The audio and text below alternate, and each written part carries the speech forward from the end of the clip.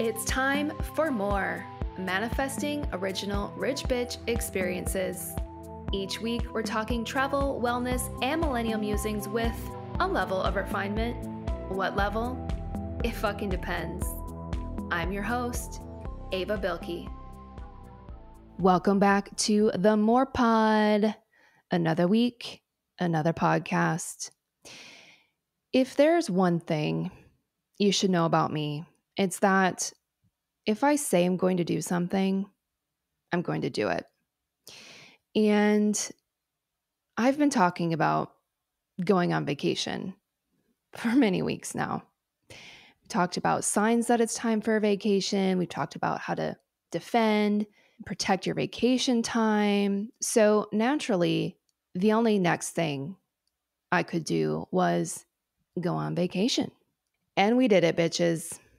I took a vacation, and as a result, today we have another travel review episode. So this is a very exciting time. What a time to be alive. I had an interesting time on vacation, and I'm excited to tell you about it. So in choosing a destination for this travel review, I was really focused on what I wanted the vibe for vacation to be. And I was in a place where I was feeling really burnt out, and I really just didn't want to do much. I wanted to sit by a pool. I wanted to vibe a little bit. And mostly, I didn't want to go somewhere where I knew people. Because what happens when you go somewhere when you have friends that live in a city is, well, one, it's super fun. But two, it turns into a very packed schedule. So I needed to go somewhere where I didn't know anybody. After thinking about where I could possibly go to chill and self-isolate, I remembered a spot. And that spot is Santa Fe, New Mexico. Not to be confused with Mexico, the country. We're talking Santa Fe, New Mexico, United States. Now, you might be wondering, how do I know this spot? And that's a great question.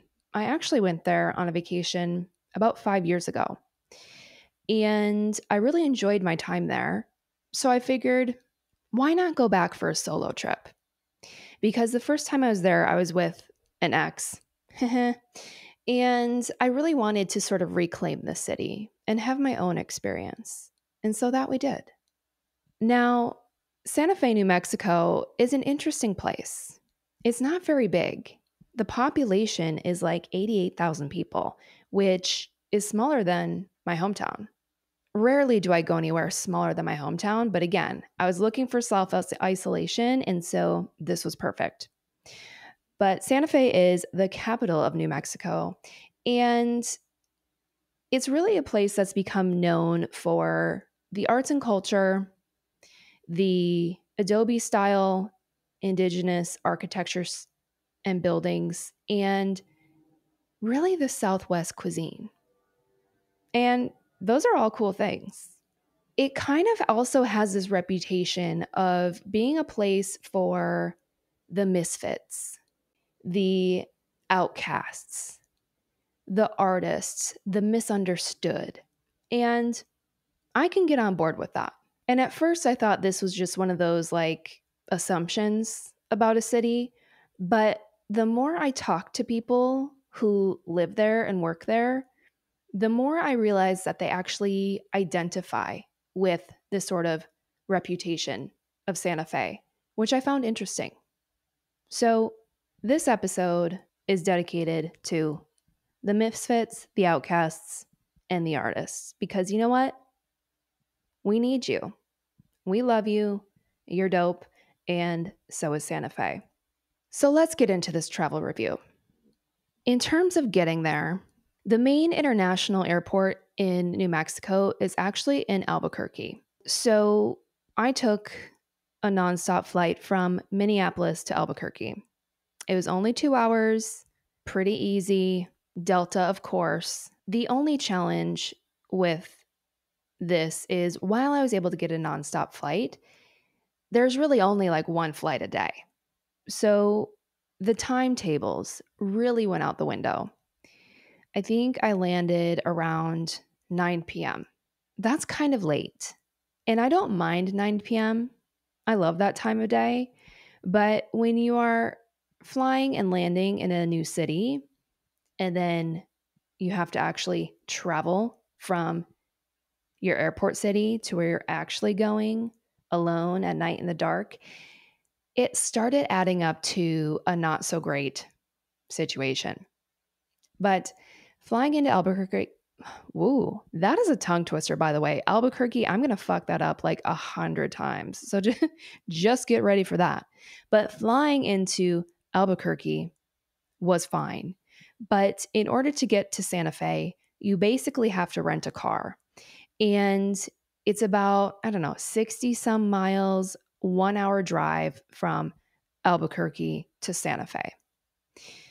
Now, when I got there at 9 p.m. and shuttled my butt over to the rental car center, when I arrived, there was a little miscommunication. Okay. So I had rented a vehicle and I thought I was just getting, standard car. The rental car company told me that I had rented an electric only vehicle and there were only 2 cars left that I could choose from, and they were both fully electric. And that wasn't going to work. Okay. That wasn't going to work because, one, I've never driven a fully electric vehicle. And while I am open to it and I understand that it's an experience that I should have soon because the future is definitely electric, I wasn't willing to do that, at 9 p.m. in the dark through the desert by myself.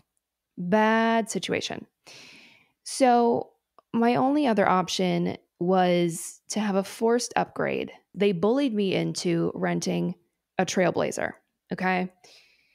It was what it was, but the car was way bigger than I needed. And I was left feeling a little bit bullied, to be honest. Now, my instincts were right because when I got to my hotel in Santa Fe, it turns out they did not have a charging station. So this would have been a total shit show. And so I'm glad that I ended up upgrading, but it was a weird situation. So just picture me in New Mexico driving a Chevy Trailblazer with Florida plates. Okay. And this kind of sets the tone for the whole trip. It's a little odd. It's a little weird, but we're rolling with it. So if you plan to visit Santa Fe, just know that you will likely find yourself flying into a different airport, probably Albuquerque, and you will also be renting a vehicle. And so if you need to plan your flights around time of day to not end up driving through the desert at night for an hour, please do so. I think if I were to do this again, I would probably stay a night somewhere in Albuquerque if I get in late and just drive in the daylight, because while the drive was fine, I'm not going to lie to you, I was white knuckling like most of the time. Most of the time. But alas, I arrived to my hotel and that really marked the beginning of vacation. When it comes to where to stay, I think the only option for baddies visiting Santa Fe is the El Rey Court. I've stayed at this place now both times that I was in Santa Fe, and I absolutely love it. The El Rey Court is an old motor court drive-in roadside motel situation. It was built originally in 1936, and it's got the adobe architecture.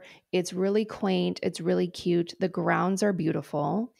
It really is the vibe. This place was built on the original Route 66. So back in the day, it was very much a spot where people who were driving perhaps from Chicago to Los Angeles would stop here for a night. And it kind of is like a stopover highway side type vibe. But I love what they've done with the place because it's very much an oasis. They have, I think, over 5 acres of land, and it's gorgeous.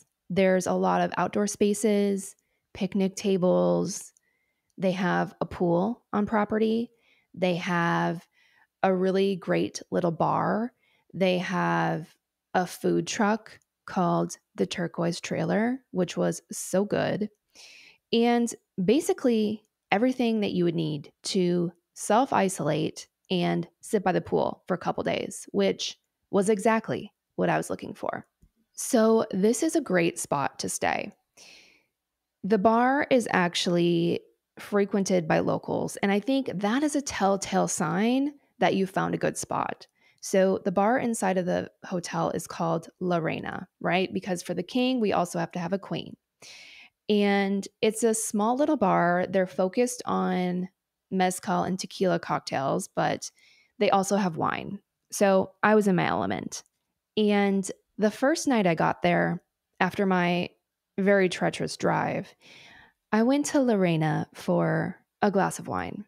In doing so, I was very tired. I was trying to mind my own fucking business. There were some very drunk patrons in the bar, okay? But they were friendly drunks, so it was fine. But my night did end with a woman telling me that I looked like a sexy writer and insisting on taking a photo of me with my phone. Okay. I don't know what it is. I let her take the picture and maybe I'll insert it. I look tired as hell. But you know what? If she wanted to give me a compliment, I was there to take it. Like, it just kind of sets the vibe for the trip. And the vibe was such that I had a lot of interesting, odd sort of conversations. And I think it was one of those things where I hadn't really left the house in a while. And I don't know if this happens to you, but when you do end up leaving the house, it's like all of a sudden the universe wants to send you like a million messages all at the same time. It's like ping, ping, ping, ping, ping, ping, ping. Writer. Okay, noted. And I had a lot of moments like that. It was cool, but honestly, it was a lot. The room itself was really large, really spacious, king size bed, desk, couch, bathroom, obviously, air conditioning. And I decided to upgrade to a room with a patio. One of the things that I have learned throughout traveling over the last several years is that having outdoor access, space where you can be, or at least feel like you're outside, is so incredibly important to grounding. Like, it is absolutely worth it to spend $20 more a night to upgrade to a hotel room with a patio, a balcony, something where you can access the outdoors. And same goes for Airbnbs. I have found that I have felt best, regardless of what's in the room, right? When I have outdoor access. So, of course, I took the rich bitch route of upgrading to a king room with a really cute patio table. And so every night on vacation, or every morning rather on vacation, I had my morning routine. I went outside, I had a cup of coffee, I sat on the patio, and I did my morning pages journal. And it was lovely. So just remember that the next time you go to book a room, you need to go for the option with the outdoor access. Now, if you wanted to go to Santa Fe and stay at the El Rey and simply not leave, it would be possible. However, you should probably leave because you do want to see the city, right? So, most of the city center of Santa Fe is concentrated around what's called the plaza. And the plaza is like a 10-minute drive from the El Rey. So yes, you do need a car. You need to get in the car and drive downtown. However, it's always a short drive and there's plenty of parking on the city streets. So it's not that big of an inconvenience, but it's definitely not a walkable place unless you are literally staying in the plaza. And even if you were staying in the plaza, I don't know how you'd get to Santa Fe without a car. So just know that going into your visit, you definitely do need a car. But the plaza is where everything's concentrated. And so, being an art city, one of the things that I highly recommend is going to at least one of the museums. There's plenty of art museums and galleries right in the plaza, but the best one is the Georgia O'Keeffe Museum. So, Georgia O'Keeffe spent most of her later life living in New Mexico. And so there's an entire museum dedicated to her work there. And I visited this museum the first time and the second time that I was in the city. I was thinking about the difference between visiting a museum with other people, like if you're traveling with like a friend or family member or significant other, versus visiting a museum solo. And I do think it's a very different experience. I find that when you're visiting a museum with somebody else, you're not really fully immersed in the art. You're kind of like in lockstep with one another, like trying to kind of keep on the same pace. You might not be like reading all the placards. You might not be looking at a certain piece of art for as long as maybe you'd want to linger. You know what I mean? So I really enjoyed just being able to experience her art again by myself, read all the little placards, and kind of just take my time. And one of the stories that I missed the first time was absolutely iconic. And it made me realize that we are literally doing the same shit 100 years later, just in a different medium. So let me explain. In 1939, Georgia O'Keeffe was commissioned by the Dole Pineapple Company to go to Hawaii and paint a pineapple. She was taking brand trips before we were calling them brand trips. As history writes it, she went on this brand trip with Dole Pineapple to Hawaii with the goal of painting a pineapple. And while Georgia O'Keeffe was in Hawaii, she painted basically everything but a pineapple. She did a lot of sketches, a lot of paintings, a lot of work, but she was more interested in the flowers. And it wasn't until she got home from Hawaii months later that she actually painted the pineapple for Dole that she was supposed to paint on the trip. And I just found this hysterical because if you touch social media or influencer or brand partnership deals in any aspect, even if you just see them, right? Like you see influencers go on these brand trips and then post about them on TikTok, we're still doing the same shit. Like Georgia was going on a Dole trip in 1939 to paint a pineapple. And 100 years later, we've got TikTokers going to fucking Fiji to put on some Tarte concealer. I mean, that is wild to me. I don't know why. I just fucking love that story. And so I hope you do too. But I just thought it was so funny. And what a badass too. She's like, you know what? I'm more inspired by these birds of paradise. And so I'm going to paint those. And when I get home, you can mail me a pineapple and I'll paint it for you. But I'm still taking the brand trip to Hawaii. I mean, that is a queen. That is a queen. And that is really a rich bitch experience, if I do say so myself.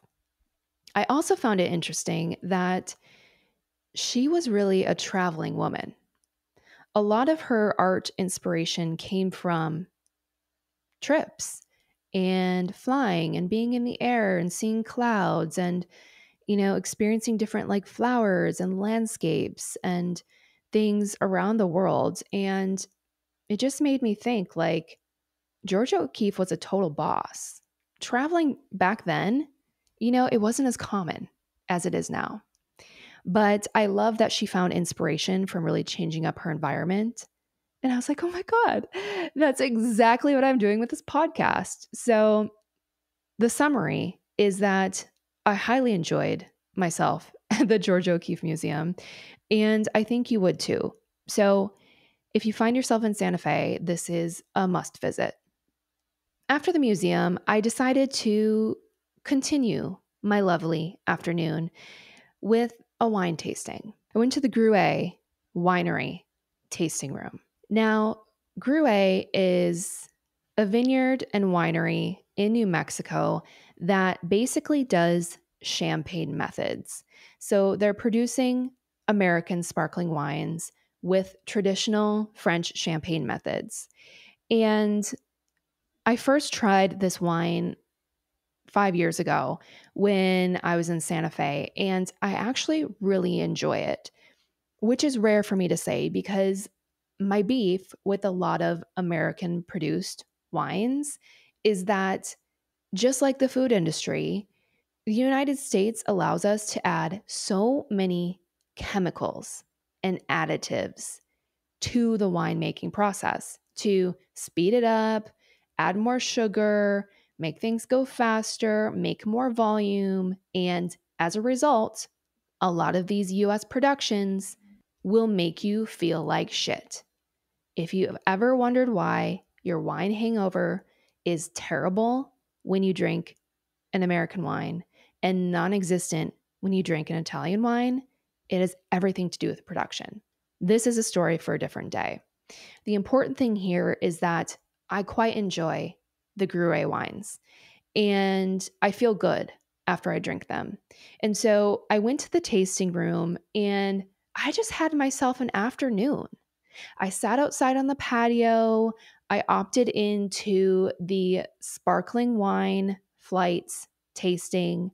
It came with 4 different wines and they were all delicious.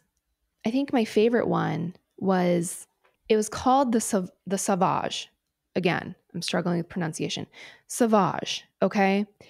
And the thing about this one is that it's 0 dosage, which means that they don't add any external sugars to the process. And so the result is that it's actually a really dry sparkling wine. It's not sweet at all. And I love that. So that was my favorite one, but it was fun to just try, 4 different productions. I ordered myself a cheese plate and then I was having such a great time that shout out to Paul. Paul at Gruet decided to gift me a 5th glass of wine. And they're not full glasses. Don't worry. They were like maybe 2 ounces each. Okay. But I was gifted a 5th varietal. And so I got to try the sparkling rosé as well. And I also had a very delicious chocolate caramel with lavender. One of the big things that is produced in New Mexico is lavender. When I tell you this lavender infused chocolate covered caramel was fucking to die for, it was to die for. And so this is another one of my must visits for Santa Fe. It's really a vibe.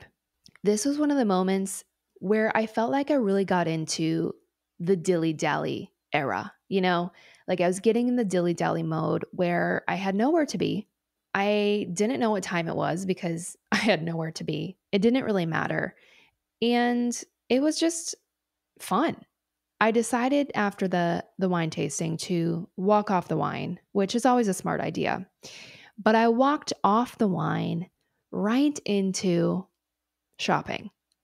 And I didn't do a ton of damage, but I did find myself in a jewelry store. There's a lot of beautiful silver jewelry and turquoise and other gemstones that, again, are very native to the area.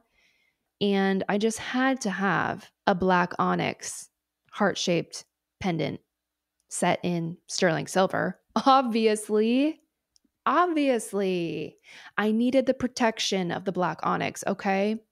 So I did buy myself this super cute pendant. I'm super excited with my purchase. and no regrets because YOLO. And there's a lot of shopping that you can get into. So on the plaza, there's a craft market basically every day of the weekend where all the local makers will come to set up their shops and sell whatever it is that they're making. This is a really great place to do shopping, whether it's for yourself, whether it's for holiday gifts, but it's definitely a unique experience. And shopping at, the plaza or at the shops near the plaza is a really great way to, I think, participate in the local arts and culture scene of Santa Fe. So, highly recommend. Similar to shopping, but I guess maybe it's not really shopping, is the farmers market. The Santa Fe farmers market is awesome. I didn't go on this trip, but I went on my last trip. The thing about the Santa Fe farmers market is that it's only open on like Tuesdays and Saturdays. But last time I was there, I really enjoyed it. And some of the things that you should look for at this farmer's market specifically are the chili. So, red chili and green chili, dried chili powder, is basically the signature ingredient of the Southwest style of cooking that is very prominent in New Mexico. And so the red chili and the green chili are like the signatures, must have. And so you can pick that up, you can buy it just like any other dried spice, and you can bring it home. And that's really fun. I actually did that last time. The other thing that you can look for again is lavender lotions, all sorts of lavender products, and also a lot of interesting teas, herbal teas. Farmers markets for me are always super interesting because I think it gives you a really good idea of quite literally the flavors of the location that you're in. So, farmers market is a great stop. You just have to plan the hours because, again, it seems like nothing. It seems like nothing is fucking open these days. If there are certain things that you really do want to see or experience, I'm finding more and more that you really have to check the hours, whether it's the farmer's market or a restaurant or a museum, and literally plan around when they're open. Places just aren't open the way they used to be. And it's kind of crazy.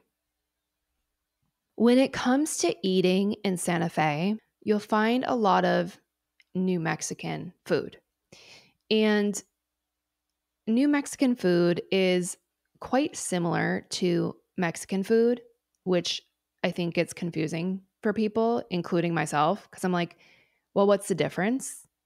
But my understanding is that the chili that I mentioned earlier, these red chilies, the ones that you see, they're kind of like all strung together and then they kind of dangle. They're like house decorations now. But the red chilies that kind of people hang on their porches to dry in the sun, those are the chilies. The red chilies and then green hatch chilies are unique to New Mexican cooking. And you'll find a lot of similar food at a lot of the places, like the food truck at my hotel had breakfast burritos, breakfast tacos. I had them. They were delicious. You'll also find them at a lot of the restaurants, like the comfort food in the city. But this time around, there were two places that I absolutely loved that I recommend you check out. The first restaurant is called Paloma. And Paloma is Mexican-inspired cuisine. Everything is made deliciously fresh in-house. Think masa, blue corn, fresh salsas that are actually fucking spicy, meats. I mean, really, really good food. It's a restaurant that I had thought of frequently since I had been there, which tells me that it's really fucking good. If you go to a restaurant once in a city and then you think about it and you're like, oh, Paloma, so good. That says a lot.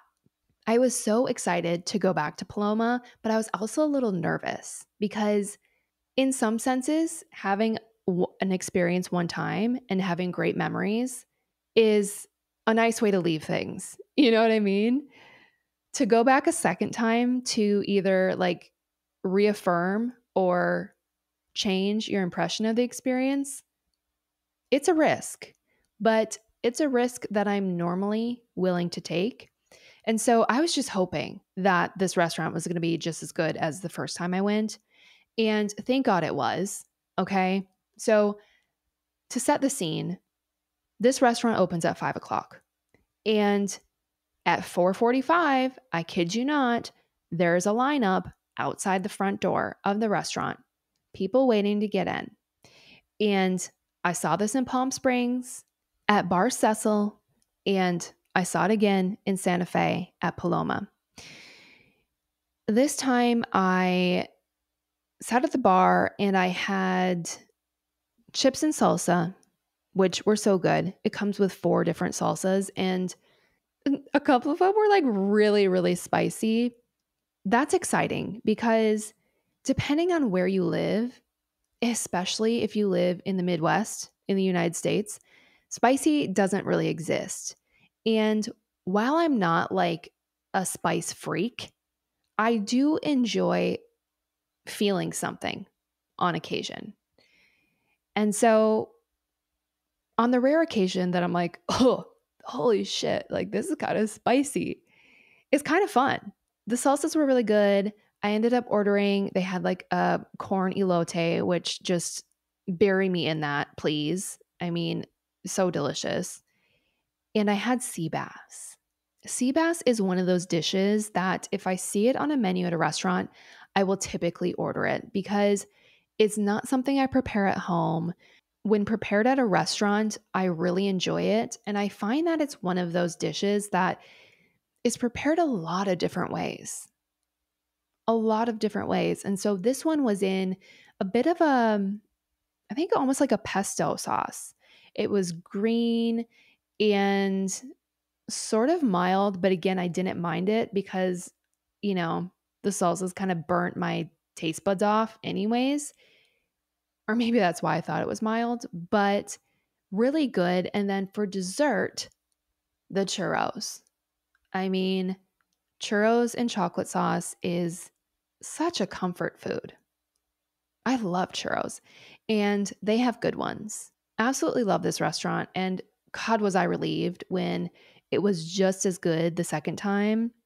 Now, since I'm such a super fan of Paloma, I decided to check out their sister restaurant, which is new and is called Esquina Pizza. Esquina Pizza and Copita Wine Bar.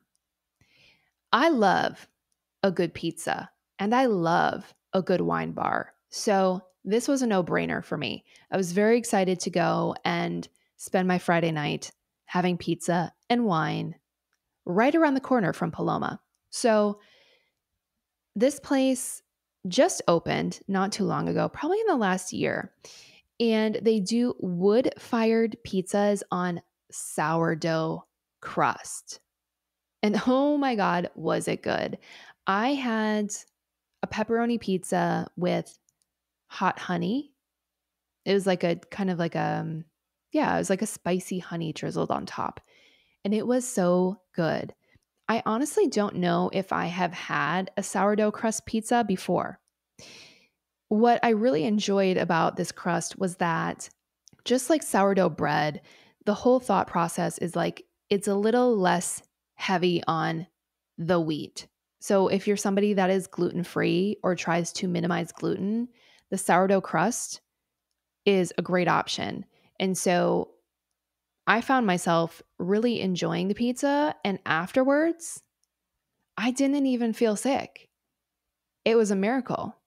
Also, at the bar, I had a couple of different wines by the glass. Now, the Copita Wine Bar, I think they're still figuring out their wine menu, but they had, I don't know, maybe 5 different glasses that you could choose from. They had a lot more bottles. So again, This is one of those moments where solo travel, I would have liked to have a bottle of wine, but like obviously I wasn't going to order one for myself. So I stuck to the glasses. I had a couple of interesting glasses of a red wine, but it was a chilled red wine and it was slightly carbonated. I don't even really know what it was, but it was really good. And I had a really great time there. Chatted with an interesting mother-daughter duo who both had like moved to Santa Fe from Texas, but moved to Santa Fe and like now they kind of have farms. I don't know. They were telling me about all of their animals. We're talking like 20 chickens, 2 goats, a dog, 3 cats. My head was spinning a little bit because as they were telling me these things, I was trying to like act casual. But to hear somebody with basically a hobby farm, I was like, what the hell, man? I'm like, I don't even have one animal. And that is by choice, mind you. I just can't even imagine. Like, I was asking this girl, I was like, well, where do you buy your chickens from? You know, like, where do they come from? Or where do you buy your peacock? Online, okay? Apparently, you can order peacocks on the internet. I learned something that day at the bar. And I was also reminded that I don't need pets, animals anytime soon. But had some interesting chats as I normally do. Had a great chat with the bartender, Shar. Shout out to Shar. And that was great. That was a great experience. So it's hard to go wrong with pizza and wine. You know, that's typically a meal that if you're really just not in the mood to try something new and you know you just need a good meal, pizza and wine is the way to go. And Esquina Pizza is a good spot. So that was really it. I spent a lot of time relaxing, a decent amount of time exploring. I mean, you got to eat. So I got out for dinners and, you know, a little shopping, a little museum touring, and that was it. That was my vacation. The drive out back to the airport on my way home was just as stressful, if I'm being honest, as my drive in to Santa Fe. So leaving Santa Fe required me to get up at 3:30 in the morning to check out of my hotel, get in the car, drive an hour back to Albuquerque, stop at a gas station, fill up the car, got to fill up the Chevy Trailblazer, bring it back full, drop it off at the rental car center, get on the rental car shuttle to the airport, get through security to board a plane at 6:30 in the morning. It was literally the only flight option. I could have taken that same flight on Friday, on Saturday, on Sunday. It didn't matter what day it was, but it was always fucking 6:30 in the morning. So we did it. This was just sort of like a top off to the trip of like, you know, some weird experiences that just left me feeling tired when I got home. The silver lining of driving from Santa Fe to Albuquerque at 4 o'clock in the morning was actually that the sky looked really cool. It was basically all black. It was like 7 shades of black, different colors of black in the sky. It was so dark. It reminded me of the illustrations you would see in like a children's Halloween book. And it was quite eerie, but it was really cool. And so I did find appreciation in the night sky on my drive, but again, like wouldn't recommend doing that drive. So if the really early flights are your only option, again, might be worth considering a stay in Albuquerque on either end of your Santa Fe adventure. But overall, it was exactly what I wanted. It was a vacation spot for me to slow down, digital detox. I didn't bring my laptop, to self-isolate. I didn't know anyone there. I didn't have any social calendar appointments. And to really just like sit by the pool and vibe. The weather was gorgeous. It felt like a very necessary moment to really take the time at the end of the summer here to just have a bit of vacation. And now it's September. Like, what the hell, man? Overall, I think Santa Fe is a very interesting city. It's definitely unique, and it is a nice experience to have at least once. It might not be, like a more than once type trip. It depends on what you like, I guess. It is a very unique place. I think it's really cool. Although it's really small, I do think that there's enough to do and see. And the culture is unique to New Mexico. And so if you're looking for a little spot to kind of have outcast, off the grid, artsy, chill experience, Santa Fe is the spot. On these travel reviews, I typically rate my trip out of 10. I've realized that I have to start giving decimal points in my ratings. Like when I started doing this, it was like an even number. It was like, is it a 6, a 7, an 8, a 9, a 10? But what I'm finding is the more cities I experience and the more cities I review for the podcast, the more I'm needing to create some differentiation. Like, not everywhere can be a 7, Ava. Come on. So I would rate my experience in Santa Fe, New Mexico, like a 7.3 out of 10. Okay. So do with that what you will. I hope that you learned a thing or two, found a couple of good spots if you decide to visit. And if you do go to Santa Fe and you experience any of the destinations mentioned in this episode, I would absolutely love to hear about it. Let me know. You can send me a DM on Instagram at the MorePod. You could reach out to me personally on Instagram at Ava Bilkey. And let me know. Let me know how you like the city. That's all I have for today. Thank you so much for listening.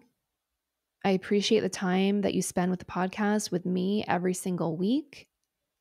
If you enjoyed the episode, please leave a 5-star rating on Spotify, a 5-star review on Apple Podcasts, and I'll see you next week. Listen to the More Pod every Wednesday as I share the things that make me more me and discover a thing or two to make you more you.